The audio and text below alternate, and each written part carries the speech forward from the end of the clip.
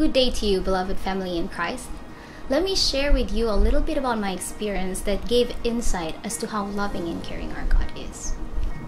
In the autumn of 2018, I and my 8th grade class in Lebanon were having a discussion as to what we could give to the needier part of the community as part of our Christmas giving project that year.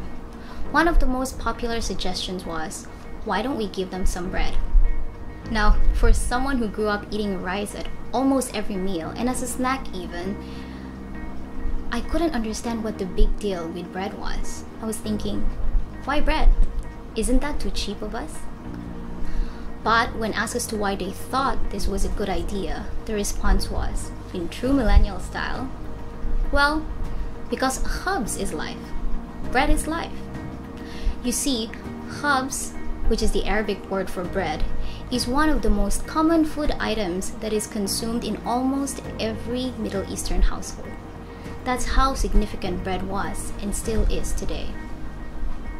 When Jesus taught his disciples how to pray, he used bread to represent not just food, but provision for every need. Later on, Jesus goes even further by saying, this is found in John 6:35, I am the bread of life.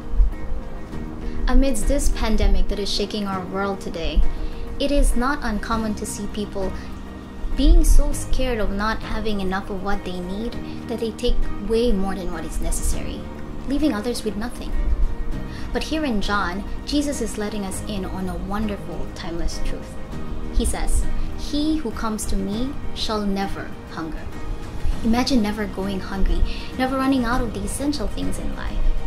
What's more, Jesus is not just talking about food in general or any physical need for that matter, but life itself.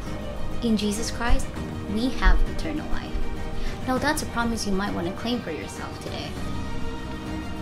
Furthermore, in Matthew chapter 4, verse 4, we are reminded, saying, "It is written, man shall not live by bread alone, but by every word that proceeds from the mouth of God."